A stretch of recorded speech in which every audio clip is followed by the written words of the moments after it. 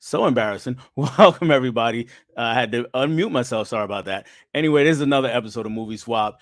And if you're watching for the first time, this is a series where myself and another movie lover collectively make each other watch the other person has never seen before. And then that's what we're going to talk about tonight.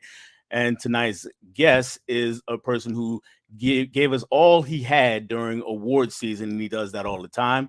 And if you were watching everybody's top 25 of the 90s videos like I was, then his video was probably one of your favorites. And I'm talking about Derek, aka the Convicted Cinephile. What's going on, Derek? I was about I was about to private chat you that you were muted, but you caught it in time. Yeah, I Uh, caught it. So I'm curious if anybody else saw it, but like, dear if God, anybody else no. messaged me. But good All save. right, Yeah, I'm doing good. Thanks for having me. Obviously, good, seen you good. many times in other streams, but never like one on one. So that's cool. Right, right. We've been in several streams together, but Yeah, yeah, this first time we actually get to just chat, the two of us. right. All right, Shoot so the shoot the stuff, as the kids say. yeah, yeah. My first question for you is about that top 25 of the 90s video. So, how did you come up with the idea for that? Uh, I don't know how I come up with most of my ideas. They just kind of pop in my head and I do them. I made a real list that I gave Tim, and I'm like, I don't want to make a because like everyone was saying, it's impossible to like narrow it down to only 25 movies, Mhm. which I was doing it at the same time as my wife together. Like, this is impossible. So I'm like, okay, that's good enough. I'm going to send this to Tim. And then I basically wanted to like prove that it's impossible to not have a good top 25 list from the 90s. So that's why I did that way. I actually did 3 different takes of me spinning the wheel 25 times. Got And the one I used was the first one. So it was fairly legitimate. So yeah, it was just a funny idea. I haven't seen someone else do it before. So why the hell not? it worked. I laughed all the way through it. I cracked up, and you still had great movies on there. So Exactly. It was impossible not to. That was the whole point. yeah, yeah. I told somebody else, I was like, "Man, I could have done a top 100 of the 90s and Oh, still had good movies all the way through the list." yeah, easily. We'll have to do it Yeah. again. So Oh yeah. Oh yeah. Now back in award season, now you had the other challenge where you were kind of eating things while you were watching the Oscars live. oh, that was fun. Yeah. That was a lot of fun. I was on your channel watching you do a bit of it. I didn't stay for the whole thing. I don't blame you. Um, so is that going to be a tradition? Is that going to continue?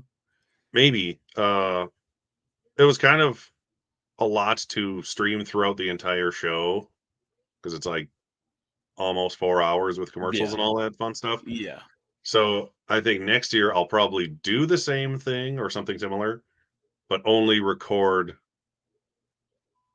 footage of me having to actually eat or whatever the gross, nasty foods, right. and then compile that into a shorter video for after the fact. Because that's sort of what I did anyways. I took the whole 3.5 hour long video, downloaded it, chopped 3 hours off of it, and just cut it down to like a 30-minute long super cut of who won what and me eating nasty things. So I'll probably do that next year, but I don't know. We'll see what it comes up. Because my buddy had a funny idea like the day before we did it, who was watching it with me, like, oh, you should do the smoothie game with it, where every time you're wrong, you throw something into a blender Oh my God, and then drink whatever it is at the end. I'm like, maybe I'll do that next year if I don't record the whole thing. So that might be what we do next year. We'll figure it out, I guess. man, you could come up with some heinous things to throw into a smoothie. Yeah, I mean, you could take good stuff, and if it mixes wrong, it'll be disgusting. True, very Yeah. true, very Either true. that or a nasty flavored soda. That was the other thing I didn't get this time that I was thinking about doing. So Yeah, either they've one's got some rough flavors out there. I was watching some of the fine. other React to channels, and there's crazy flavors out there. So yeah, I think there was a peanut butter and jelly soda or Oh yeah, they flavored have soda. everything. I have a Oh pretty decent soda shop like 20 minutes away from me. And took my kid there like last summer, and he bought some good stuff, like good root beers and cream sodas and things.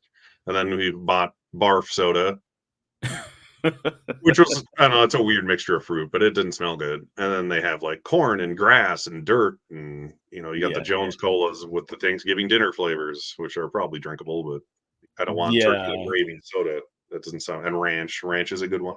Pickle, I've had pickle soda and ranch soda. I've seen someone drinking ranch soda, and that's gonna be a no for me to even try. Now, about a month ago, was all over the internet, ranch ice cream.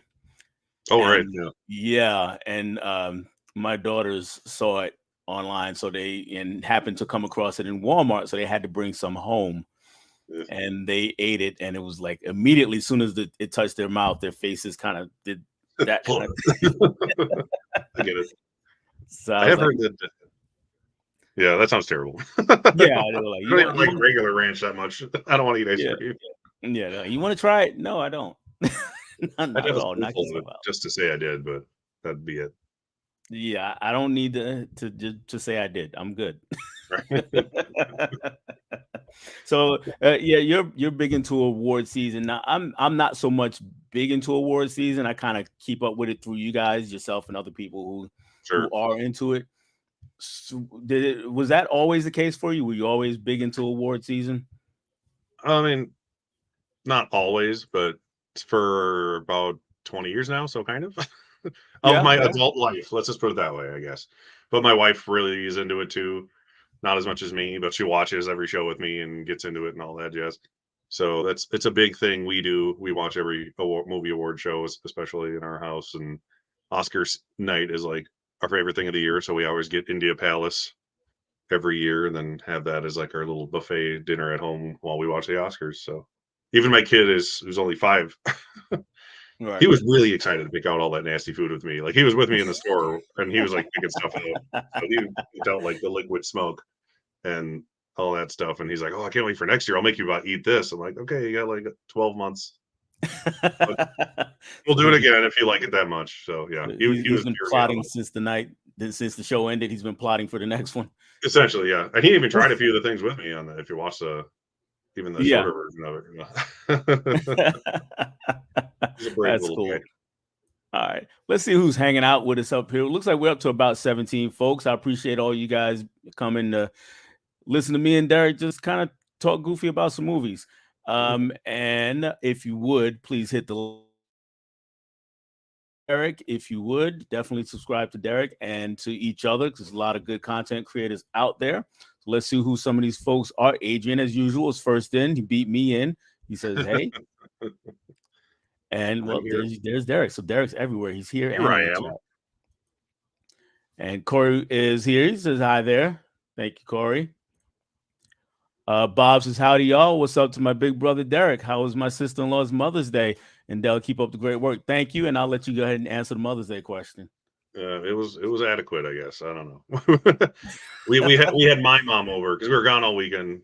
We always go to Iowa, where her family's from, mostly, to visit her grandparents because we visit her grandpa or grandma on Mother's Day because Mother's Day. And we always see her two aunts as well. But it's also her grandpa's birthday weekend, so it's just like a good reason to go down and celebrate everybody. So Got that's it. why we do it every year. And it was his 90th birthday Oh, this cool. year, so it was a good one. So me, her, my kid, and then her younger sister all drove down to Iowa because I'm in Minnesota, so it's like a 4-hour drive. Nothing too terrible, but it gets tiring. It's Iowa. There's Understood. not much to drive through, but at least I could just take one road to get there. That's the one good thing. You just take 35 south, and I'm there in 4 hours. So I've never been in that part of the country. So when you make a drive like that, is it just a lot of empty space between you and the destination, or are you going through cities and towns? Once you get past, because go where I am to go south, it's like once you get through the Twin Cities, Minneapolis and St. Paul, which is only like 15, 20 minutes away for me, Got it. it's like essentially nothing for 4 hours.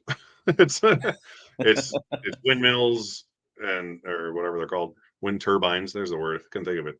And farms and the occasional rest stop and one really cool gas station, and that's about all you got going for you. And the Okay. spam museum. I haven't gone, but the spam museum is on the way. So one of I these did years not we'll finally know go. there was a spam museum. Yeah, it's in very southern Minnesota. Oh, Spam is great. so I was gonna ask, can you tell what it is from the outside? Like Well, there's signs for it. I haven't actually been there. I'm like, we had to go there one time, and we just by the time we're like coming home, we're like, oh, let's just go home. We don't even want to stop. So yeah. Yeah, those drives get tiring. yeah, Tiana Loves Movies is here. She says, hey everyone. Hey Tiana. And Tim Talks Talkies. This is Derek and Dell, the Double D Squad. Leave it to Tim to bring up Double D's. That's my So wife's nickname. Draculina Horror is here. Hey, he says, hey, she says, hey everyone. And Tiana saying hey to Caprice from Draculina Horror. So we got some back and forth. Here's Holland. He says, hey everyone. There he is. Good. I was worried. Yep, he's always around. And I can't say it like Capri says it, but she gets the "How are you, darling?" If I say it, I might hurt myself. So the way she says it, Adam is here. This is hopefully a movie from the Bad Movie Bible was swapped. No. Maybe we'll find out. We'll find out. The twins are here. This is hey everyone. We got hi Bob, Tiana, Tim, Draculina, and Holland, and they're going back and forth, exchanging pleasantries. I'm just seeing if there's anybody else who is hanging out with us tonight. And we got somebody here, the 4K King, Roger. What's going on, Roger? I think it might be Roger's first time over on in the chat for me. I appreciate it. And Corey, again, we got more people going back and forth. And Bob says, Hollins, it sucks when your brother is so much better looking than you are. I had to deal with that all through my 20s. He's talking about our other brother. Okay. And again, we got more people just going back and forth with each other. I'm looking down to see if there's anybody else who is hanging out with us. And there is Derek, the other Derek, Pure Hangout. Says, hey, fellas, two great guys. Can't wait to see what you picked for each other. It's interesting. Yeah, we will get there. We will get there shortly. Yeah, 4K King. Mika says, hey, 4K King, looking forward to Jeopardy stream coming up. I'm looking forward to that too. Yeah, that was cool. I was going to say that. That does look cool. I did see that. Bob says, what a group in here. Mika, Tiana, Adam, Corey, Caprice, plus Derek. Absolutely. And hey, double feature. And thanks. All right, so let's go ahead. And it doesn't appear to be anybody else. Just as I said that, there's Fish. Fish is in there. There he is. Yeah, there he is. Hey, what's going on, Fish? He says, hello, Daryl and Derek. Hi, chat. Hey, Fish. And Vinicio is here. What's up, Vin? So what up, my peoples? The homie Del Monte and Derek. And here's a question, probably for you. Would you, or for both of us? This is the Monkey. What's going on, Monkey? He says, would you both try a butterbeer soda? If you're referring to the Harry Potter butterbeer, yes, because it's amazing. I've never had it, so I don't know. I'm sounds like something I'd be willing to try. It's not got ranch or some. No, it's good. It's so good. Yeah, they sell it at Universal Studios at the Harry Potter theme park. It's like ice cold, and it's basically like butterscotch soda. It's super good. Okay. I was actually there not long ago, but I didn't try it. Yeah, it is good. I recommend it. So I will make sure next time I get down there to give it a go and see what we have. All right, so let's go ahead and get into the movie that you picked for me to watch, Derek. And I'm curious to see what you guys think in the chat. So yeah, let me know how you feel about this movie, because it's going to be, I think this is a polarizing movie, at least from what I've heard. Some people really love it. Some people really hate it. So I'm curious what you guys in the chat think. But go ahead, Derek. Give us a brief synopsis of the movie. Tell us the movie and, of course, and a brief synopsis of it. I was happy you picked this one. Just because it's the one I can talk the most about too. There were movies in my list that were from the Bad Movie Bible, just like one, I think, but it was not this one. This is a movie about, well, I mean, it's right behind me. Which direction am I? JFK and Elvis Presley battling a soul-sucking mummy in their retirement home. And that is, of course, Bubba Hotep, starring the great Bruce Campbell and Ozzie Davis as JFK. I have the soundtrack in my Blu-ray and my 4K here. I have action figures too, but I didn't want to dig for them. It's an amazing score, actually. This soundtrack is fantastic. Soundtrack was good. Yes. Yeah. Totally agree with that. But that is all that was good. But yeah, it's a movie. Obviously, I'm a Bruce Campbell fan. Everyone knows that who knows me. That's why I saw the movie when it came out in theaters 20 years ago. I can't believe it was 20 years ago already. So I saw it because of him, and I liked it. It was funny. And then I got the DVD when it came out right after that, forever ago. And then the more I watched it, the more I actually got into, like, it's a very strange movie, but I get into it's a character study. Like, a lot of people go into it expecting it to be like an Evil Dead horror movie or something like that. which it is not whatsoever. It's like a dark comedy character study that happens to have a mummy in it, and it's about Elvis if he were still alive in a retirement home. That's probably a good way to sum it up. To Yeah, be it's hard to that, it's hard, easy to over explain it where nothing surprises you, and it's hard to not explain it enough where it's just like, what are you talking about? So yeah, yeah. So let's go ahead and start diving into it. So right away we well actually we get the old lady at the beginning of the movie. Well, we get a little bit before that, but then we get the old lady at the beginning of the movie, and then she's killed pretty quickly, and that's not a spoiler. And if, for anybody who's not seen it, we're gonna try not to give away the whole store towards the end of the movie. um right. but then shortly enough we meet Bruce Campbell, playing aka Elvis, and he's kind of laying in the hospital bed, and he's telling us, his state in life right now. He's just been here in this hospital forever, and he makes it very, very clear that he can no longer get it up. He makes that abundantly clear over and over in the movie. And Yeah, he and he's does. got a roommate that is just kind of laying there, and every now and again he'll just kind of spout something off. Um, so from the beginning, from right there, the setup, we get to see uh his attitude really more than anything. We get to see his attitude towards everything. It's like, Right. why am I here? Why is this happening to me? Why am I'm stuck here, and I hate it here. And is that his attitude? How did it that how do you how do you I'm trying to get this question out. I'm sorry, Derek. But No, you're good. I'd be the same way. well, let me go this way. How do you feel about his attitude, and does that help his character, hurt his character in your eyes? Well, first of all, the opening line of this movie is one of the greatest in any movie ever. You have to watch it to find out. I'm not going to say it Yeah. because it's hilarious. But yeah, he's very disgruntled and like he's all alone. He has no family that knows he's still alive because he switched places with an Elvis impersonator, is what he Right. did because he was tired of all the fame, essentially. So the only thing he could do was be an Elvis impersonator because that's the only thing he was good at. But so he was basically still being Elvis, but on a smaller scale and for very little money. So he gets stuck in this retirement home, and like you said, he's not enjoying it, and he's basically by himself, and he's wondering how this happened to someone of his stature and how he let it get so far, etc. I like it's it's a like I said, it's a character study more than anything. It's just a really really weird one. So Mhm. the whole movie is about him in this like dark place in his life and finding a way to like redeem himself and the people the only people that are left that he cares about anymore, which is the people of the home he lives in, because it's people like him who are in this essentially deserted garbage dump of a retirement home that nobody likes or nobody cares about and nobody visits. Yeah. So I like it as a story of redemption for him. So it strikes me that way. That's why I honestly towards like if I watch it in the right mood, I'll actually get like sort of emotional during this movie, as ridiculous as it sounds, Hmm. Hmm. because I like his character so much. So it's a big win for me.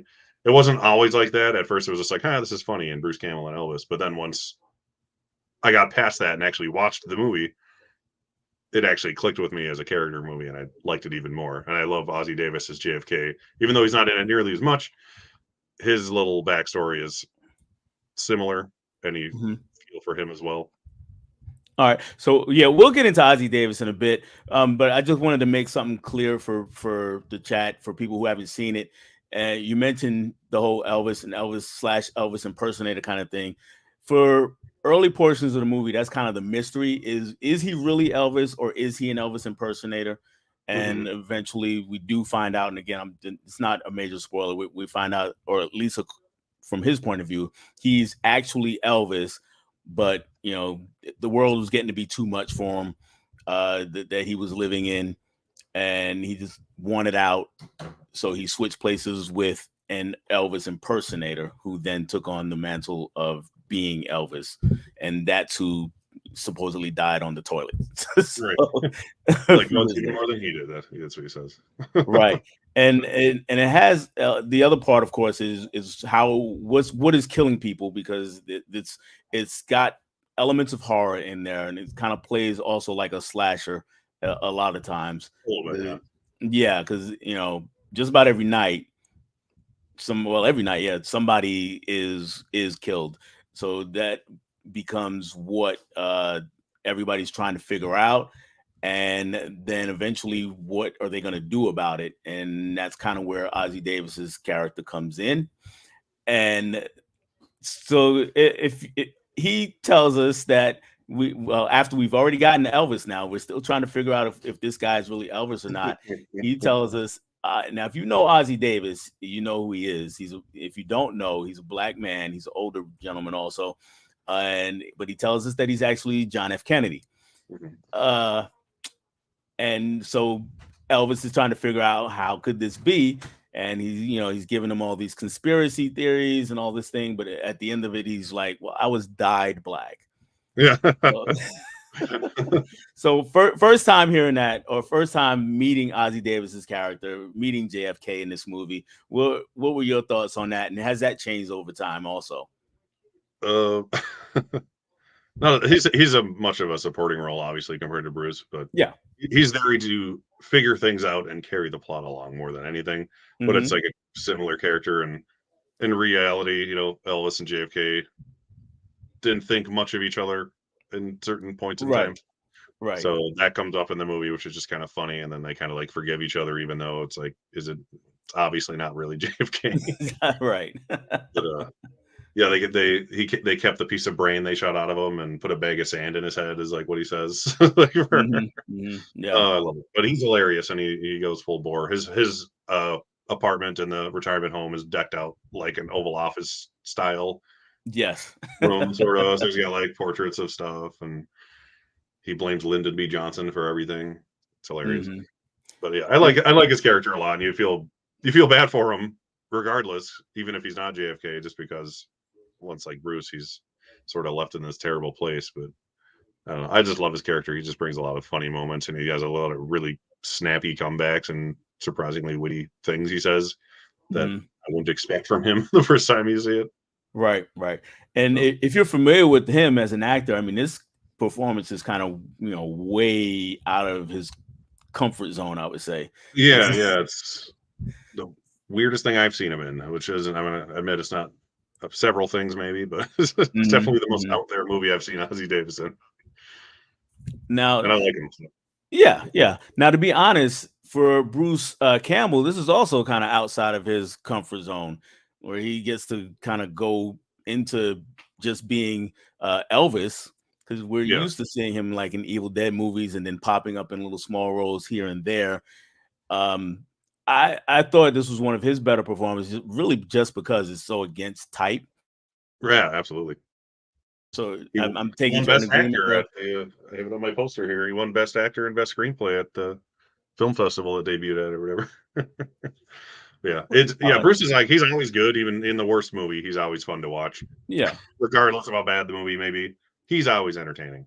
But yeah, this is definitely out of everything I've seen him in, which is a few, his most in-depth character outside of Ash. I would say it's even more so than Ash, and he's yeah. Ash in 3 movies and a TV show, and I think you get more out of this character with him than you do in those movies. There's more beneath the surface for this character. Exactly, yeah, and it's not like something they had to like add on every Evil Dead sequel where he got progressively deeper as a character. This one's just like, this movie's all about this character, and it's just a ridiculous scenario outside of that. So Yeah, yeah. He and yeah, he pulled it off very well. And I was just looking at some of the other cast. One of the people that I recognize, I don't know if you know her from anything else other than this movie, I don't know. But the nurse is played by mhm. a woman named Ella Joyce. Uh, for some of you out there, you might remember her from a show called Rock back in the 90s. It was a sitcom. She was on a sitcom. It lasted a few seasons. Uh, Critically acclaimed, but not watched as much, not watched by as many people. Probably should have watched it. She was the wife on that show, and so when she popped up, I was like, oh, hey, I know her. I know her, and this role is obviously very different from being the wife on a sitcom. So, and I thought she was pretty good here, mhm. also, She's funny, yeah. and she was part of my favorite moment of the movie. To be honest, this was uh, when she has to lotion Mr. Elvis, Yeah. and I, as if you were listening at the beginning, not you, but if anybody else was paying attention at the beginning, I mentioned that he let us know that he could no longer get it up. You know, he just couldn't. It's like the And first he thing he talks about. yes, first thing he talks about, and he talks about it every so often in the movie. And her part of her job is she has to lotion because he has a growth or he has something on his pecker, basically. Yeah, he thinks it's cancer, and they're not telling him, so they're like giving him a steroid cream or something like that. Right, That's what it right, is, man. right. And usually this goes off with no problem, but uh due to recent events and where his mind is going at this particular moment, things change, and he actually does become aroused, and that was that for me, that was my favorite moment of the movie. That was my funniest. So That I thing's don't know hilarious. where that ranks for you, if it ranks at all. I don't know. No, I mean, the whole movie's funny to me because I've seen it so many times. Yeah, the part, yeah, because he's focused on what they're trying. Him and JFK at the time are trying to figure out what's Yep. happening with like the people dying and what's going on and this creature that's lurking through the hallways at night. Like he's obsessing over that, and that's what gets him excited, not the fact that the nurse is having to, touch Right, his right, sensitive area right. with Because stuff.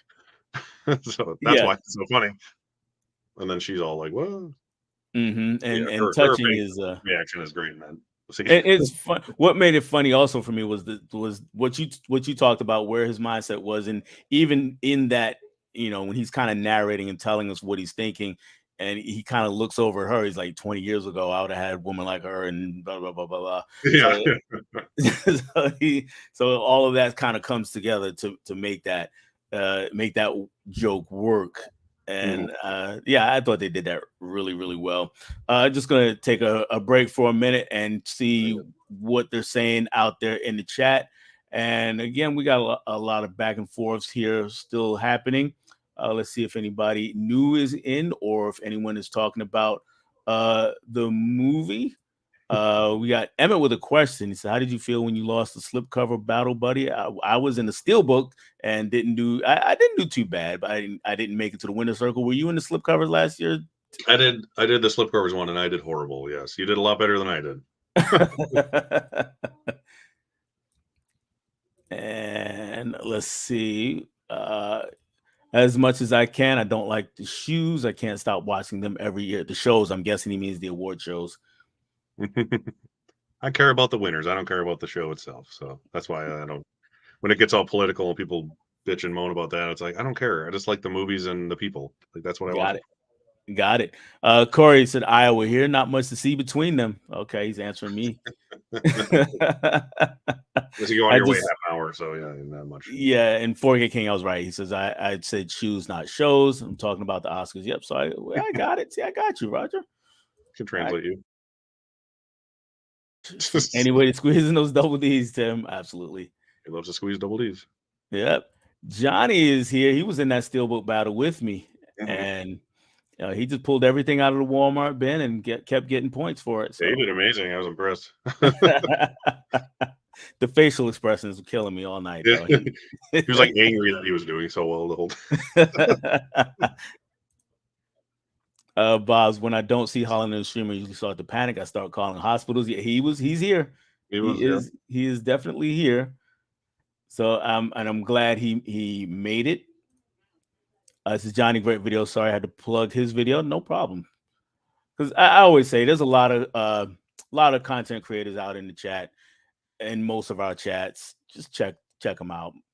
I would say at least 75% of the people in the chat have a YouTube channel, if not upwards of 90. Right, exactly. So, and no problem. That call the prisons too, Bob, if Holland's not there. And we have this is Johnny saying hi to Fish, and Fish saying hi there to everybody there. And let's see if anybody's talking about talking about anything else. No worries, Bob. Like I told Tiana early, making that video almost broke me. And where's Ken? He needs to be here to praise Bubba Hotep. Yes, we know that. We know that Ken Ken watched the wrong movie. He watched the wrong movie. Adam says it was he didn't watch excellent. Bubba Hotep. He watched a different movie. Okay. Let's see. And well, he's just repeating that comment. All right, here we go. The monkey says this movie was way better than the Tom Cruise version. Best to watch after supper, though. I lose my appetite every time after watching it. What is the Tom Cruise version? Am I missing something? Monkey, help me out. What movie? Like, did you miss something and I don't see it either? Yeah, I'm not sure what's going on. So yeah, Monkey, help me out. What movie are we talking about? What's the Tom Cruise version? Are we talking about? Did he make a movie similar to Bubba Hotep? I can't think of one offhand. Oh, he must be referring to that god awful mummy movie with Tom Cruise. Yeah, that movie was horrible. Yeah, that was bad. That was terrible. I never thought of it while watching Bubba Hotep, though. Yes, that's a good thing. That movie. Whew, that was just bad. Johnny Little Rough Caprice are talking about his video that he made. Fish, apparently I can't type tonight. Whatever, I'm done trying to comment. It happens. It happens. We all have those nights. Culture Trini is in the building. What's going on, Trini? He says, hey to Holland, Tiana, Johnny, and all in the chat. And I hopped over him, but Ben Buster's here. What's going on, Ben Buster? And up here we go. Movies and Train Studios. I watched Bubba Hotel for the first time this year, and it's so much fun. Right. It's fun if you're in the right mood for it. That's for sure. And we got another double D comment. It's double D's, Dale and Derek. You already said that, Ben. Jeez. All right. So Johnny, I didn't see your video. I'm gonna have to go check this out because everybody's, just pouring adoration on you about this video. So I'm gonna have to go check it out. It's understandable, such an awesome, honest, and raw video you made there. So I'm gonna go check that out right after we finish because I'm not sure what everybody's going on about, and I want to know. It must be. Is it the one I think he was talking about the whale? Maybe I saw you. If I'm thinking of the right thing, it might be. It might be. All right, just can't believe I forgot to say hello to Dell and Derek. You're good, Johnny. That's okay. Yeah, we got you. We got you. Steve Mares is here. He says, greetings, gentlemen and flick fiends. What's going on, Steve? And Huck is here. The Huckster. And Johnny says, Ella Joyce, rock, and she was in TLC's Waterfalls music video. I have to watch. I haven't seen that video in probably 20 years. Good Lord. Mika says The Rock was a great TV show. Yes, it was. I was a big fan of it. Not many people heard of that. Yeah, not it was on one of the smaller networks back in the day. Was it UPN or Fox? It might have been Fox. It was on Fox back when Fox was pre-Simpsons Fox. Barely post Simpsons, like early seasons. Fox, yeah, early season Simpsons when that was really the only show anybody cared about on Fox. Right. Back way back then. All right, so we got Z's Gaming and Home Theater channel. Good evening, everybody. Thanks for hanging out with us tonight for a little bit. All right, so let's go ahead and get back to the movie right after I say to my friend Gus, what's going on, man? He gives me the big Dell that way, and Derek. Only 1 hour? Come on. Don't make me Photoshop you even more. Yeah, there you go. All right, so we finally find out what's going on, at least a little bit anyway. And we get the giant bug attacks. And Arab beetle thing, yeah. Yeah, Arab beetle things.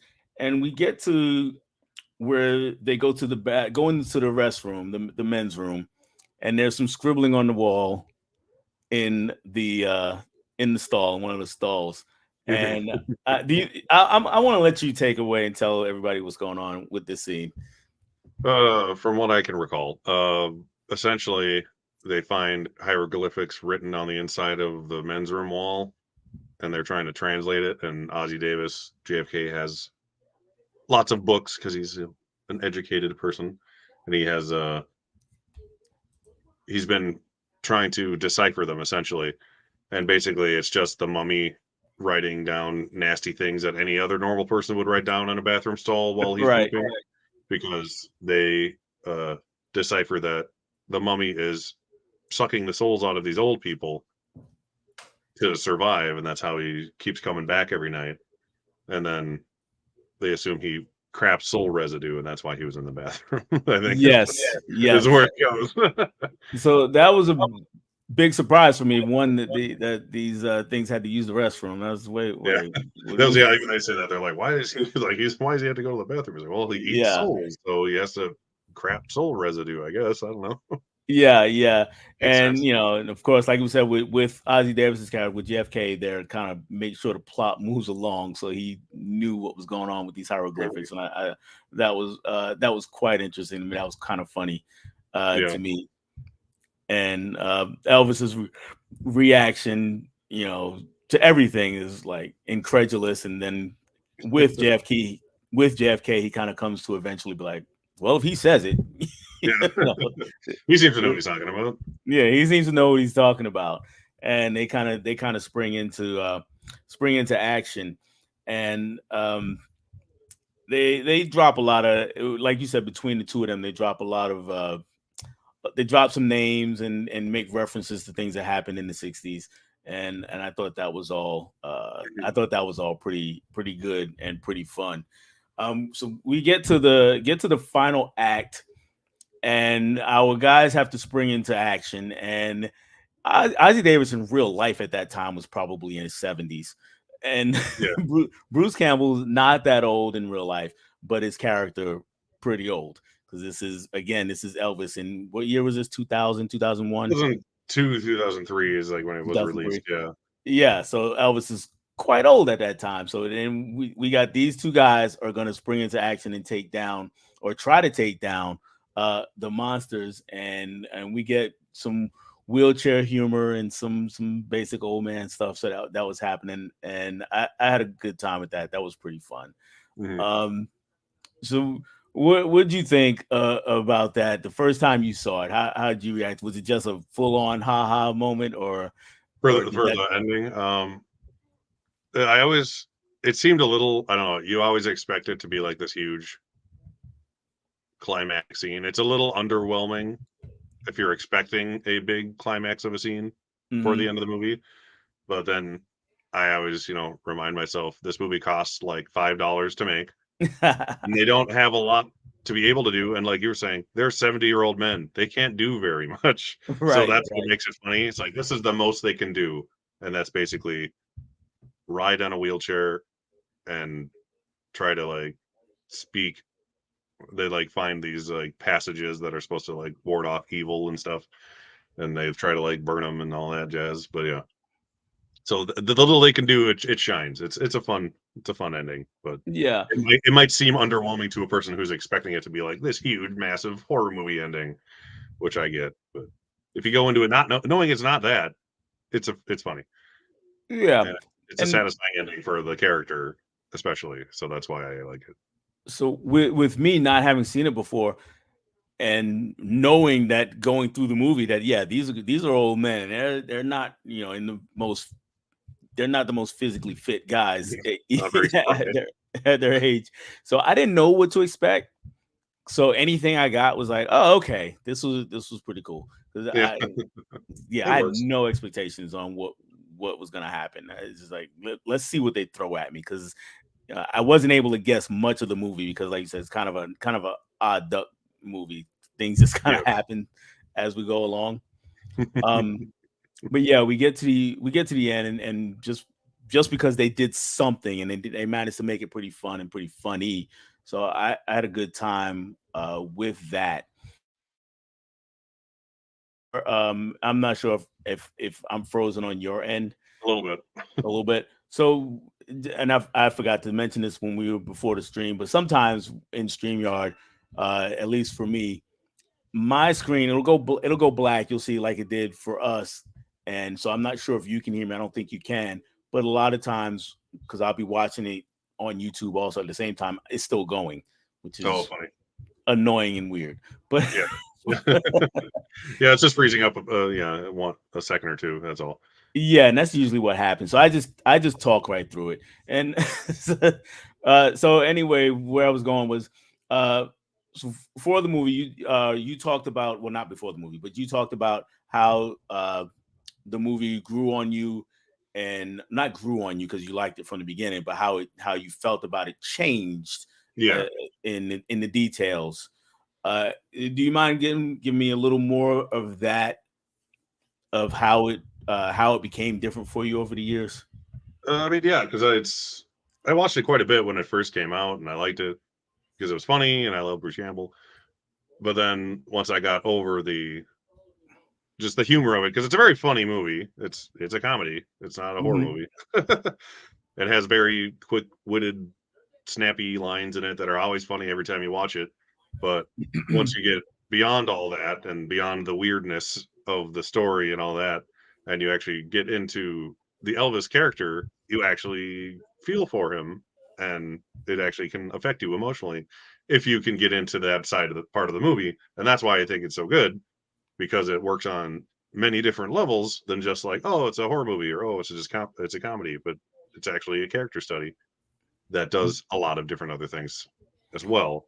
So I don't know. It's hard not to repeat myself, but it's just, yeah, I'm surprised how much it actually gets to me when I watch this recently. When I bought the 4K, I'm like, God, I haven't watched this in a couple of years probably, but like it's still getting to me, even though I know everything that's going to happen because I've watched this movie 20 times.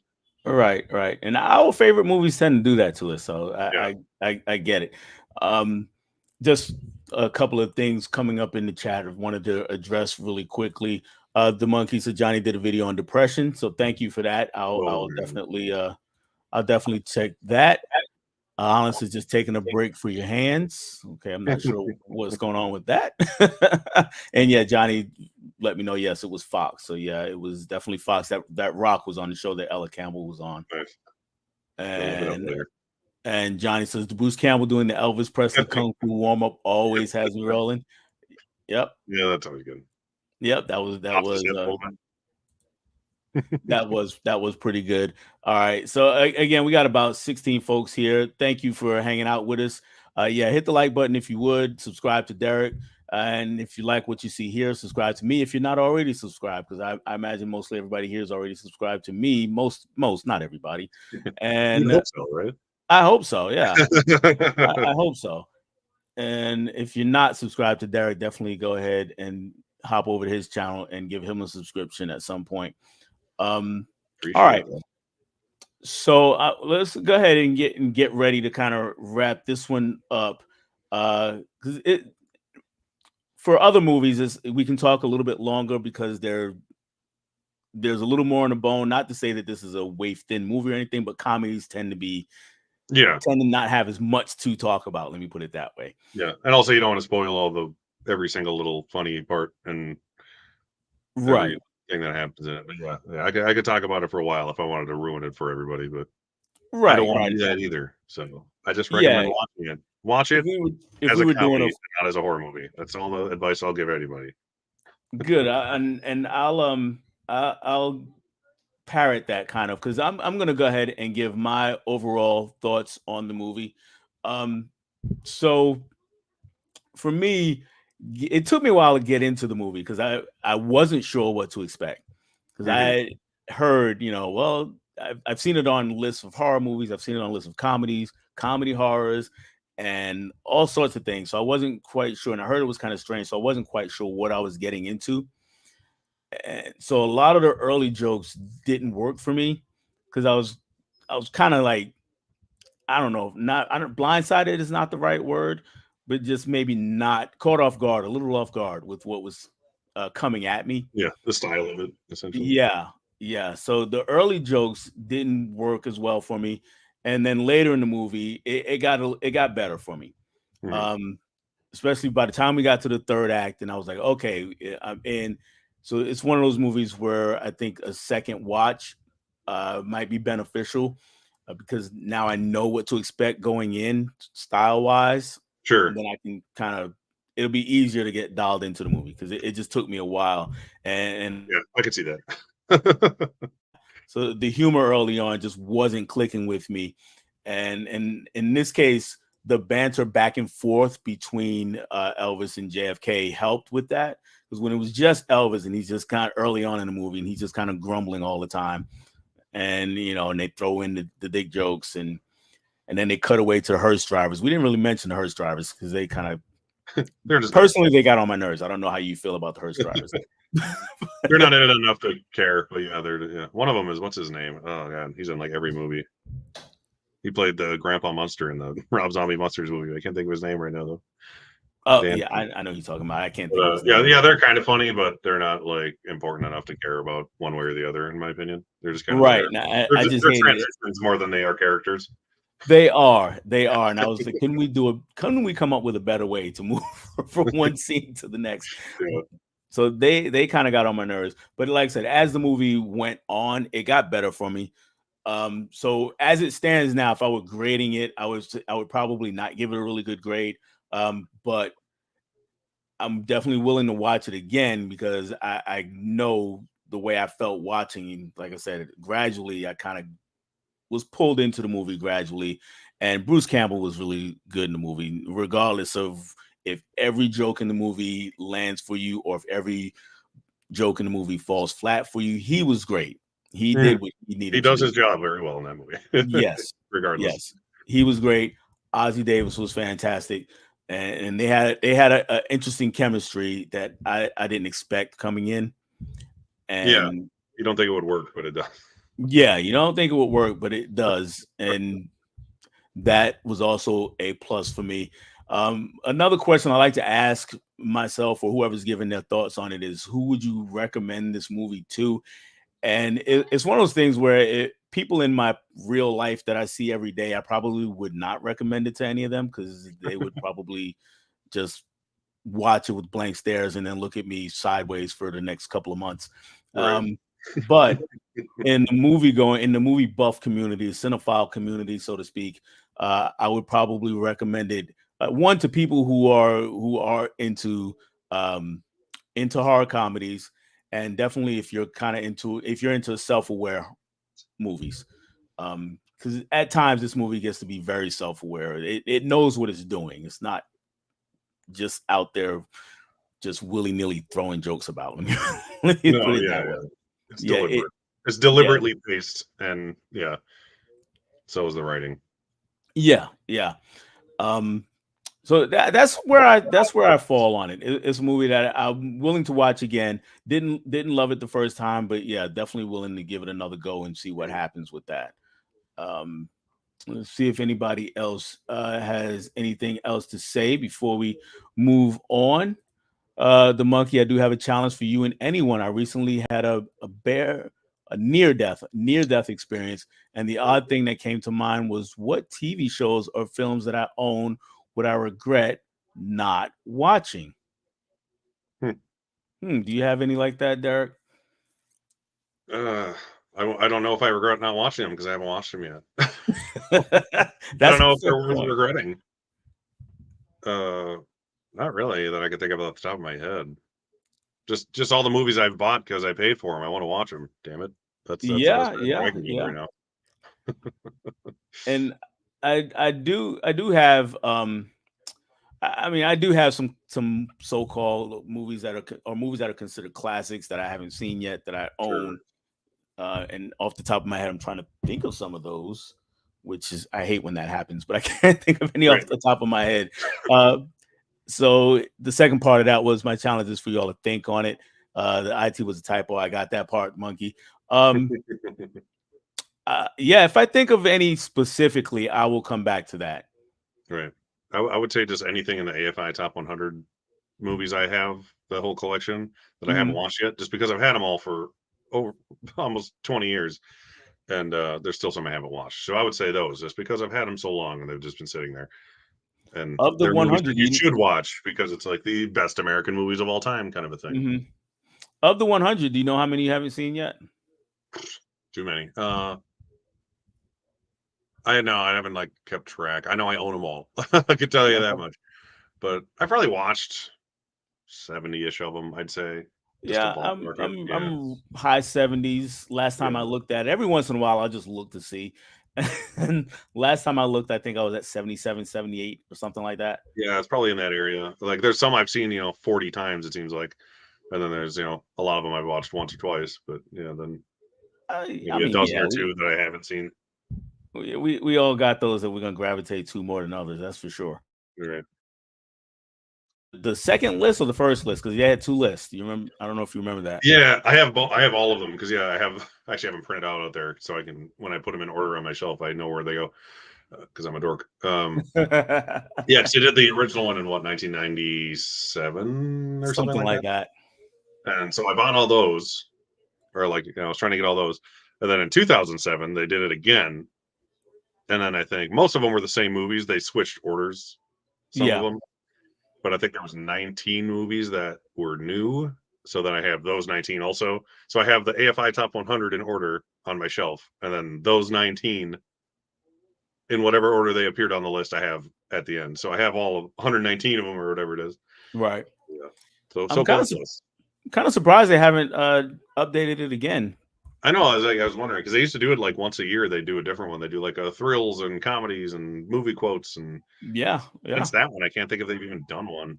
Honestly, it's been over a decade. Probably since what 2008, maybe since when because 2007 they did the whole list, and then after that they started going into those individual areas. Yeah, because I think the last one they did was like 10 for 10, like 10, the top 10 movies of 10 genres. I think that was the most recent one they did. And even that one was like maybe 2010 or something like that. Yeah, that's yeah. They're all good to So look. They're all fun to look at though. Like even the yeah, nominees lists, like they have 400 movies nominated, and that narrows it down to 100. Even those are fun to look at just to see what didn't make it. yeah. I'm curious if they ever update it again. I'll be definitely checking it out to see Mhm. what they what they bring up this time. Is because been a lot of movies released in the last 15 years or so, and or 20 by the time they do it, maybe. So who Right. knows if any of those will get put on the list. There's several I would put on there, but it's not up to me. Right, not up to us. All right, so let's go ahead and get into the other movie, the movie that I recommended for you to watch. Totally different genre. We're going with gangsters and criminals and a crime drama, so to speak. And that one is Hoodlum. Yep. We see Lawrence Fishburne in the middle. He plays the main character, Bumpy Knuckles. This is based on a loosely based on a true story. Tim Yes. Roth over here plays Dutch Schultz, and on this side, Adam Garcia. Why Andy do I Garcia. always Andy Garcia? Thank you. Jeez. Andy Garcia. He plays Lucky Luciano, and also in the movie, we get Loretta Devine, we get Vanessa Williams, we get Queen Latifah, and a few other people. Uh, Cheap McBride's in it. He's good. I always like him. yes, yes, we do. Cicely Tyson is in the movie. Shia McBride, Clarence Williams III. Uh, all people I've seen in tons and tons of movies. The basics, yeah, the basic story here is in Harlem in the Depression era in Harlem, New York. The numbers game is really big, and if you're not familiar with the numbers game, excuse me, that is a basically it's an illegal lottery, and it's run by all the bad guys, all the criminals. And in Harlem, it's run by the Queen, and that's Cicely Tyson, and Dutch Schultz is a big time mafia guy, and he's trying to muscle in on her territory.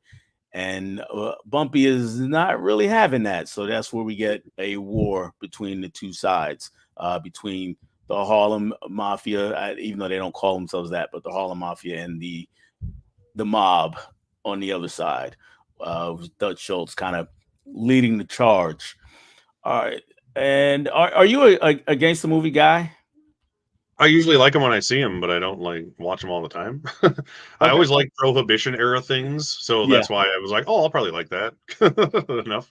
And I was like, I always like gangster movies. I always like Prohibition era stuff. Like I love Miller's Crossing. Like Miller's pretty much Crossing is great. the entire time I was watching that, I'm like, oh, I need to watch my Miller's Crossing Criterion Blu-ray stuff. It's like, I love that movie. But yeah, it was Miller's Crossing is great. I no shame in that. All right. yeah, So it is Prohibition time, but they didn't really touch on that. We were focused on not the much, no. focused on the numbers in that. So we meet Lawrence Fishburne, really his character Bumpy, when he's coming out of jail, Mhm. and right as he's coming out of jail, I mean things escalate really quick because not Dutch Schultz himself, but he sends his crew down there, and they put a beat down on some guys Right. right in front of Bumpy as he's standing there. They don't know who he is at the time. Yeah. And so we get right into it pretty quickly. What were you thinking at that point? Well, first of all, I like the whole numbers thing. I'd Mm-hmm. never heard of that in my life. I was like, It, that's super interesting. Because I like movies from that era, and I've never heard of the numbers game it is a real thing. ever. And I was like, this is really cool. I've never heard of this. That's a good reason to make a movie about it. Yeah, it Uh, is absolutely a real thing. yeah. No, I know. I figured it was. That's why it's like, oh, I can't believe I've never heard of this. Like, why isn't this more well known? I guess. I mean, who knows? Maybe everyone else knows about it but me. But yeah, it definitely gets intense quickly. I like Lawrence Fishburne a lot and everything I see him in. I just wish I watched him in more things. I didn't realize this was the same guy who did. I still need to watch it, but Deep Cover. So watching this Yes, made me really want to watch Deep Cover because I've never seen that still. That he's also in. But yeah, Lawrence Fishburne's awesome in this movie. yes, Yeah, he they is. beat the living piss out of some kids at their shop, and like you were saying in the opening of the movie, and it escalates quickly. I like his character a lot. This Mhm. movie has a lot of historical inaccuracies because like everyone in it that you were Yes, mentioning, they're all real people, yes, yes, but they never really. I like looked into it a little bit because I was curious. They didn't all know each other this well as it no, shows in the movie. A lot of the things in the movie didn't really happen. A lot of them is highly exaggerated, but it's movies.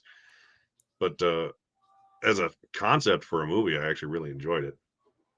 yeah, and it is a great concept for a movie, and I will agree. Lawrence Fishburne is fantastic. He's been great in just about everything I've ever seen him in, going all the way back to even Apocalypse Now when he was a Yeah, kid, yeah. When he and lied about his age, so he could do it. yeah, and moving forward. So he's just been a great actor for all of my life anyway. Right. Like what, 45 years now he's been acting since Apocalypse Now, I guess. Yeah, something like that, some Yeah. crazy number. Um, and yeah, if you get a chance, I highly recommend Deep Cover. He's great in that also. Of course, Jeff Goldblum is Jeff Goldblum. To, All right, to what degree though? That's the question. that's always the question. And that one, it might be a little more dialed down a little bit actually, but he's still Jeff Goldblum, so he can't dial it down, but so much. Yeah, right. Right. All right. So we get into Bumpy's trying to get back in good with the queen because he's been in jail, and he goes to see his cousin first, and his cousin is Shy McBride. And I will say this: that is a character for me that in the beginning of the movie I didn't mind so much, but as the movie wore on, kind of grated on me. And then at the end, he kind of had a little bit of a redemption at the end. I don't know how you felt. How did you feel about this character? I liked him. I always liked She McBride and everything Hmm. too. Like I've been, he's just one of those guys that just pops up and everything. I'm like, oh, he's always good. Like the Yeah. Frighteners. I love him in the Frighteners. He's always funny in everything he does. Even in this movie, he's like the funny one in this. Hmm. Not a Hmm. funny movie, but he's sort of the comic relief of it, at least to an extent. He's definitely the comic relief. That I is for liked his sure. character. He was fun. And Loretta Devine like was hilarious with him too. I like them together. Yeah, he thinks he's like gonna go in there and rob him when you meet him, and then pulls a gun on him. It's like, oh, it's you. Yeah. Okay, you can come out of the closet now. They had Because they think it's her husband, right? And he's with her or something like that, right? right, That's why right. he pulls his gun on him. It's like, oh, it's just him. That was Yeah, great. and that's kind of I was, every time I watch this movie, I'm like, I need just one scene where her husband just pops up. Just one. Just one time.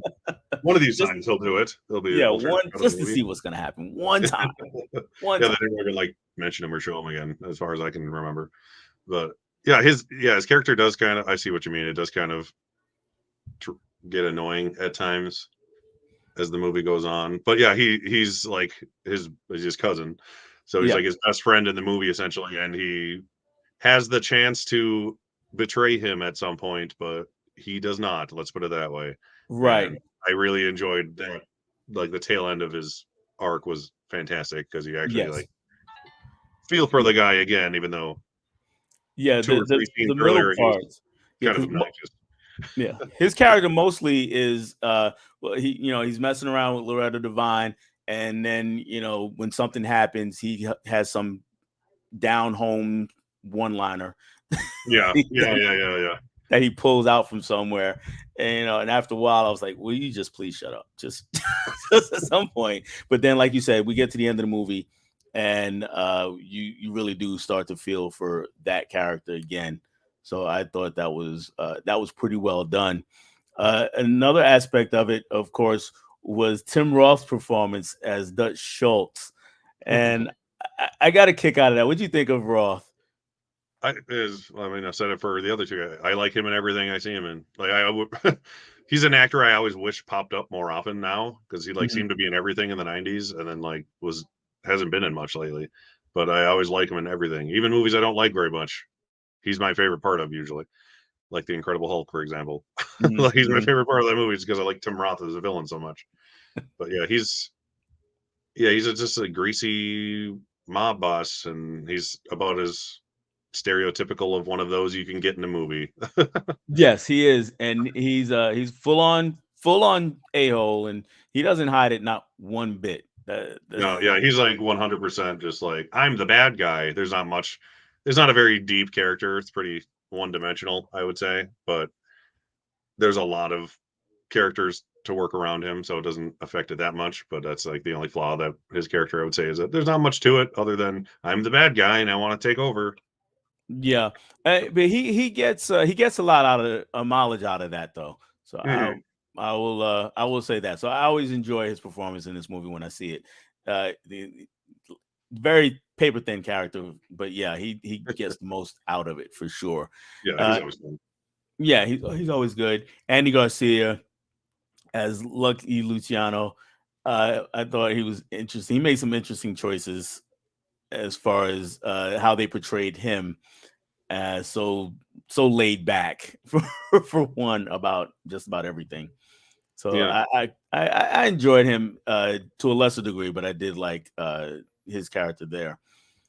Yeah, he's not Um, bad. I thought like for the most of the movie, I was kind of wondering why he was even in it. yeah, yeah, Because like 90% of this movie does not need him in it. It's almost until like the very end or toward the end where it's like he actually kind of has a purpose. Otherwise, he's just like a real person in the movie. That's interesting. But yeah, hmm I didn't think he really affected the plot enough to even like warrant being in the movie. Personally, hmm I might have been more interesting if it was just Tim Roth's and his gang of people and uh Lawrence Fishburne's side of things, and then he's just kind of there for the most part. yeah. It seemed like that for a lot of the movie. I think though, eh, I think it's one of those cases where the writers didn't want to just kind of throw him in at the last moment. So they kind of Yeah, wanted him around just so you know who he is. yeah, yeah. He has like a purpose towards the end of the movie, but it's just like up until then, you're like, oh, that's why you're here. Okay, hmm good to hmm know. Yeah, that's pretty much it. Um, we also get Lawrence Fishburne has a love story with Vanessa Williams, and that was an interesting relationship. To me, it was. How did you think it played out to you? Because it was that his real like in real life was that the woman his actual like wife or love interest too? I forget if that was. I'm not sure. I can't remember what it was because I think it might be, but it's like it's not very accurate probably. Right. It seems weird because he's like obviously he's a really like decent person, Lawrence Fishburne's character for the most part. Like he stands up for what he cares about and everything like that. And you don't want to get on the wrong side of him, obviously. But for the most part, he's a very nice person. And she sees that in him because she's like, what is she exactly? She's like a woman who's like feeding. homeless people in the alley and stuff like Right. that, like a soup kitchen kind of thing, and she's well off compared to most people. Uh, so it's an odd pairing that she would have interest in him, but like he is a likable person. But you think once she got a little deeper into who he was, she probably wouldn't have stuck around so long. It doesn't seem like a person like that would be in a relationship with a obvious gangster criminal person. I don't know. It's a little weird, but she's fine in the movie and everything. I haven't seen her in a movie. God, I can't remember how long. Yeah, it's been a while. I was like, yeah, oh yeah, Vanessa Williams. I almost forgot you existed. No offense, but So for me, it was like, yeah, I'm with you. It was like, this is an odd pairing, and how long would she stick around? And then we get the one scene where she's kind of put in his shoes for a moment. yeah, that's a good part too. Yeah, for sure. Yeah, and I think that's what kind of extended the relationship as far as it went. And then she finally, I guess, came to her senses, so to speak. So, Yeah, and then and then things changed from there. Um, there are so we got a lot of going back and forth with Bumpy, and of course with Dutch and Dutch's people, and then there's the other smaller relationships between them or between the two characters. For instance, in Dutch's camp, a relationship that becomes important is Clarence Williams' character. He was basically the lone black person that works for Dutch Schultz, yeah, he's great. and the police, was he a chief? Was he the police chief or the captain? Yeah, one of the two. Yeah, He was captain. I remember because now, the yeah, very he said Irish police head officer. captain. They had their relationship again eventually became important as the movie wore on. It wasn't just two guys sniping at each other. Yeah, I don't. Could you see that coming, or was that a surprise when we got towards the end? I mean, I could see it coming, but it's not like it was destined to happen, kind of a thing. Okay. Well, like the police officer is obviously he's probably the most unlikable person in the movie, even more so than Tim Roth's character, because at least he's Mhm. like entertaining. But the Yeah. police chief, who's actually not even a real person, apparently, uh, No, I don't think he was. he's just like the perfect example of why some police officers are terrible, and especially back then when Hmm. racism was somehow worse than it is now, I guess. But yeah, it was obvious to an extent that was gonna there what happens between the two of them is gonna happen. Clarence Williams is awesome. I liked him in the movie a lot because he's so subtle, but he's like always kind of scary too. Yes. You can always tell, like, he acts really well with his eyes. Yes. He has very prominent eyes in anything you see him in, scary or dramatic, depends on what it is. But you could tell what's bubbling beneath the surface with the way he just acts with his face really well. Hmm. So I like that about it. So you could tell something's going to happen down the line between the two of them, or him in general. And I do like where his story arc goes for sure. Yeah, and Good I'm glad you mentioned his eyes because yeah, he does so much acting with just his eyes. He doesn't have to really say anything; just kind of looks, and we see how the look on his face, and Mhm. it just is so expressive. So I'm really glad Yeah, that you mentioned his very much eyes. so. I'm We trying to just think. gotta He go played ahead. Bumpy Johnson in American Gangster too, which I thought was funny. I hadn't seen that since I saw it in theaters. And I was reading like the IMDb trivia after I watched the movie, and I was like, "Oh, that's funny." To watch that again. Yeah, He's yeah. in this, and then he played the same guy or a different guy from this movie in another movie. Yeah, yeah, and for me, it makes it a good companion piece with American Gangster because basically, we're talking about the mentor to Denzel's character in American Gangster, Mhm. and then of course we get that movie. So it makes a good companion piece Yeah, I need to watch it again. as But far as yeah, I I'm mean, concerned. it's on theaters, but oh god, what, 16 years ago now that movie came out? It's crazy. Yeah, it's been a while. It's been a while. It's been a while. We got just a couple comments here down here. Johnny says Bumpy Knuckles, LOL. Yep, real person. That was his name. Bobby Johnson. Yeah. Ellsworth was his actual name, Yeah. which is a name you don't hear much in the 21st century. Right. Mika says Hoodlum had a great cast. Haven't seen this in a long time. The cast is great. I was reading the cast before I watched it. And I'm like, oh yeah, I'll like this. Like, There's lots of folks in this movie, and the one that kind of surprised me was Queen Latifah. I had totally forgotten she was in the movie. She's only got a bit part though. yeah, that's probably one of her. I think it is her first movie actually. One of Or her no, first. it couldn't have been I her first think movie. She was in that Jungle TV show. Fever might have been her first, Yeah, you're right. but this was not far after that. Holland says I got to check both these movies out. Emmett, do you believe that 13 is an unlucky number? Do you believe that, Derek? No. I don't I'm not either. superstitious in the slightest. No. And after a while, when I played, I was, for people that don't know, I was in the military for a few years, and we had flag football teams there, and I played on the team and played a little bit on the basketball team when we had it there. And I always requested number 13. I was like, yeah, let's have 13. Everybody thinks it's unlucky. Let's have 13. Yeah, nobody else wants it, and it's cool. Yeah, exactly. So I always say it would be a more lucky number because everyone else is so afraid of it. My theory. There are actual buildings in I believe there are some in New York still to this day where they don't have the 13th floor. They have 12 and then 14. Like, which is just confusing more than anything. Yeah, it's like, well, if you're on the 14th floor, you're really on the 13th floor, right? You got to know that. Have a floor that's literally empty without an elevator shaft, and then an actual 14th floor. Yeah, it's weird. People are weird that way. All right, so the movie goes on. We get the basically gang war going back and forth with the two factions of the movie, and we mentioned Lawrence Fishburne. Lawrence Fishburne did a great job carrying the movie. And what did you think of basically just those scenes? Really, just the war scenes or the fighting, the I don't know, the violent scenes, I guess. Yeah. What did I think about them in general? Yeah, just in general. I thought I really like the scene when I'm mixing it up with another movie I watch now, but there's a scene where he was with the queen and her bodyguard right after they were playing dice or whatever. If I'm remembering right, like that scene right after where they were following her and they're obviously being followed by the bad guys, you could say.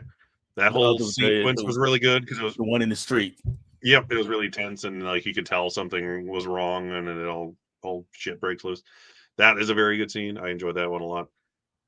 That's probably one of my favorite scenes of the movie actually because it's kind of tense. It was very for some reason it reminded me of like a Brian De Palma movie. That's like the most like comparable thing. Okay. Because I just watched Scarface finally for the first time like a week before.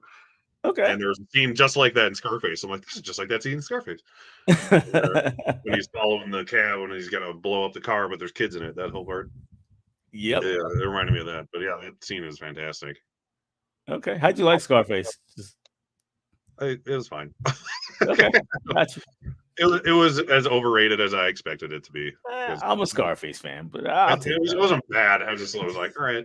I thought they skipped over like the most interesting thing, which is like him going from becoming like the leader to super rich. Because it's like they just like skip all that. It's like I'm taking over now, and then he's like a gajillionaire. It's like I want to see that part. Like show me that part of the movie. Like that sounds more interesting than the ending. Okay. Fair point. But otherwise, it's fine. I like older Brian De Palma movies are always pretty good. Yeah. Now the scene in this movie that you're referring to, I was actually more thinking of Heat when it was happening. Oh, sure. Maybe because it's just right out in the middle of the street, but I was thinking more about Heat, though it's not on that level, but it was a really good scene though. Yeah, I get you. I actually haven't seen Heat in so long, I don't remember anything about it. Yeah, it's been a while for me too. But that's the first scene that always pops into my head. Yeah. That and the diner scene, of course. It's similar, definitely. I can see the comparison for sure. Okay. Well, I'm gonna go ahead and get ready to. Well, let's go ahead and wrap this one up as well. So I'm going to turn it over to you to give your overall thoughts, including just how you felt about it overall, if you liked it, didn't like it, or somewhere in between. Yeah, I'm probably somewhere in between. It's nothing I would say. It's not a great movie. It's a good movie, I thought it was it was shot very flat. It was Hmm. like it almost looked like a TV movie, and I don't want to make that sound like it's a horrible thing, but it just looked like just didn't have a lot of like flair to it, I guess, like Right. cinematography wise and so on and so forth. So that about it was disappointing, I guess.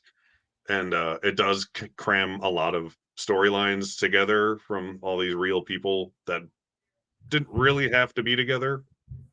Hmm. Like I was saying earlier, with Andy Garcia's character seeming almost useless until the end of the movie.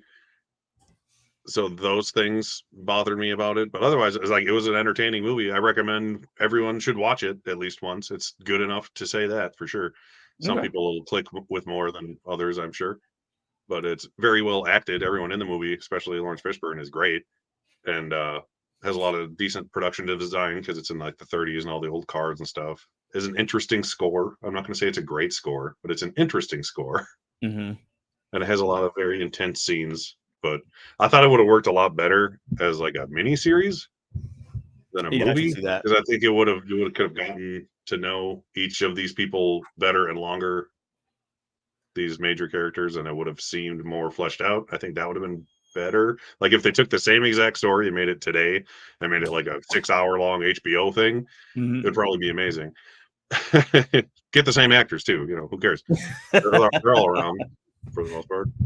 Yeah, But they're yeah, mostly but around. it's Yeah. definitely a movie worth watching, especially if you like gangster movies or Lawrence Fishburne or anything like that. But yeah, the most interesting thing I got out of it was that I had no idea what the numbers game was until I saw this movie. I'm like, that's cool. I'm learning something right away. Yeah. Yeah. Okay. Okay. Cool. I can definitely take that. Like I said, I'm a fan of it, which hence why I recommend the Right? Yeah, movie. yeah. So I'm glad you at least got enjoyment out of watching it. Yeah, it's definitely worth watching for sure. Yeah, it was a fun time revisiting it because I haven't seen it in a while myself. So I had a good time revisiting it. Um, I would say definitely still though, go ahead and definitely check out Deep Cover as I mentioned before if you Yeah, want I to definitely see want to for sure. I've heard that. things. For my money, that is, I would say that is in my top three Lawrence Fishburne performances is in Deep Cover. This he's really good into. Mhm. Um, uh, What's Love Got to Do with It is my number one performance of his. He's just I still completely haven't seen that one. Yeah, with Angela Bassett. Yeah, in that movie and horrifying. yeah, Um, but yeah, definitely check out Deep Cover. Glad you did get to enjoy Hoodlum, and we do it was good. have Mika down here. She says great conversation, guys. I have to rewatch Hoodlum. Haven't seen the Bubba film, but we'll give it a watch. I'm curious to see what you think about it, Mika, especially being a horror fan. It's a like it's more dark comedy than horror, but there are lots of Sure, horror elements in it. it's So about a mummy. That's about as horror as it gets, I'd say. yeah, yeah, Like yeah. there are people dying for spooky reasons, but at its core, it's a dark comedy character drama for sure. Yeah, so yeah, if you do see it, Mika, let me know what you think of it because I'm curious to know your thoughts on it. All right. There any aspect of either of the films that we did not touch on that you wanted to mention? Not that I can think of off the top of my head, no. Okay, okay, no Like I said problem. earlier, I was like, I feel like I watched Hoodlum like a year ago just because I watched it like right away when we gave each other our lists. Essentially, that evening I watched it, and then I've been out of town and I'm just like scrambled brain. So I feel bad that I don't remember it as well as I wish I did, even though I just watched it. That's what That's all happens. right. All right. We got Trini saying later. Thank you for hanging out, Trini. Mika says she'll let us know. Great conversation. Thank you, Mika. And thank you for everybody who hung out with us. I know some of you have Yeah, moved on to another chat or just went to bed because it's getting kind of late for some of us, especially out here yeah, us on old the East folks. Coast. Oh And yeah, oh yeah. So Derek, with that, I'm gonna turn it all over to you so you can go ahead and let us know whatever you have coming up on your channel or anything else that you want us all to know. fair enough. Uh, Once again, thanks for inviting me. You should watch Hoodlum. If it sounds like I was crapping on it at the end, I wasn't. It's a good movie worth watching. And also watch Bubba Hotep because it's fantastic. There it is. But yeah, I am Derek. My channel is the Convicted Cinephile. 95% of you know me already, I'm sure, at least the people I can see in the chat. But today I just dropped a Severin unboxing video for something I was very excited to get a month and a half early. So that was cool. It doesn't come out until June 27th, and I got it in the mail today, so I had to shoot a video for it quick. So go check that out. I did an unboxing for my Superman steelbook set, which is amazing. So I would appreciate if you watch that as well. It's a funny one. At least watch the first 30 seconds. It's worth it. But mostly this Thursday on my channel, I'm doing a live stream at 9 p.m. Eastern Standard Time. One of my tournament battles. And this one is all about summer blockbusters. So it's going to be 32 of the best #1 summer blockbuster movies since Jaws. So starting with Jaws through today. I took 32 of the best ones. I cut out all the duplicate movies like Star Wars because otherwise it'd be like 5 of them. And we're gonna pit those together and see what wins. So that stream I'm having Binbuster, Huck, the other Derek here hangout, and KB is going to be on my channel for the first time for that one. So I'm happy to have him on finally. So that's what I have in the immediate future. Okay, cool. I've been looking at this tournament you got coming up. Just between you and I, with Jaws being the first one and obviously the most influential. I mean, shouldn't that just be the automatic winner? You'd think that. It's gonna make it. I like did a practice round just for fun, just with myself, and I think it came down to Jaws and something else. So, Okay. and the So other it'll be interesting. something else is the other one I think might win. So it'll be fun to see if either of the two I'm referring to get booted out early. So It'll be interesting. So for and if you don't want to tell me, that's fine. But so for you said you took out the duplicates. So which Star Wars did you go with? New Hope I, or Empire? just the original one. I just went for the original one because it's the biggest one out of all of them, and it's the most important one blockbuster wise. So I figured I would just take out sequels essentially because like what are two of them that are on there? Like Shrek is one of them, I think, and Mhm. Shrek 2 is also one of them. So I just took out Shrek 2 just to simplify it. I think the only time I did it the other way around is that I took out Top Gun and kept Top Gun Maverick because it was such a big success and it was the Mhm. most recent one. And But yeah, because otherwise there would have been 5 Star Wars movies in there. right, And I'm right. like, that's too many Star Wars movies. That's just not fair. And Maverick is so much better than Top Gun. Yeah, But exactly. I'm like, everyone says this one's better, and I haven't even seen the first one yet, and I like Maverick, so it seemed like it had a yes. better shot of getting farther. But yeah, there's a good mix of movies in there. Like, there's a few animated ones, there's some dramas, there's some comic book movies. Yeah, so I was surprised. A few like I watched Amityville Horror last night, the original one for the first Yeah. time. That's one of them. That was in 1979, Yeah. biggest summer Yeah. blockbuster. It's like, oh, okay, that's kind of weird, but all right. So That's makes lately me that's been a polarizing movie. Some people have, the original one. yeah, Yeah, I liked it fine. I didn't like love it. right. That's So pretty much where I am. It's yeah, fine. I'm like, I get it. Like it has good things about it, but overall, I'm just like nothing happens at the end. For a long time. It's like the most anticlimactic ending ever. I was like, Yeah. oh, sure. Okay. I don't know if you've seen the remake, the Ryan Reynolds one. I like that better, I to be honest. haven't, but I could see it being better because they probably tried to make the ending more interesting, I guess. Yeah. Only thing I didn't like was it they made it a PG-13 horror Oh flick. yeah, that's what they did back then. Yeah. So if they had Yeah, went it's for worth the a watch. full R, it would have really been good. But we can't always get what we want. I'm sure there's a DVD unrated cut because that was the thing in the 2000s was release it in theaters and then make a unrated DVD of it to sell more. Is there? I have it. Oh yeah. At least I had it. Yeah, this is it here. It's Who else just is in it besides him? I can't remember who the wife was. the wife is, and I'm looking at her face and can't remember her name. That is so bad. Melissa George, that's the wife. Okay, that doesn't ring. The name does not ring a bell. I'm sure I Yeah, know that's her. why I couldn't think of it because I've only seen her in a couple things. But anyway, this is just a theatrical cut, no unrated cut. And I had the DVD before. I don't think it was an unrated cut on that one Yeah, either. But well, who dang it. knows? I might look into it and watch it now just because I like to watch the remakes. if I've seen the original ones, as long as I like it enough. But yeah, I Yeah. actually owned that movie for like a decade on Blu-ray, and I never opened it. And then, Well, because I'm an idiot, I went and bought that 4K Vinegar Syndrome one just because it looks so awesome. And I was like, okay, now I'll finally watch it. And then I you watched it. You watched it. really had a reason to watch it. So Yep. Thanks, Mika. She saw me struggling. Yes, Melissa George. Appreciate it. I All don't right, think so we we're, first, but, you know. yeah, we're gonna go ahead and get out of here, guys. Coming up on this channel next week on the guest seat for Movie Swap is going to be Tiana from Tiana Loves Movies.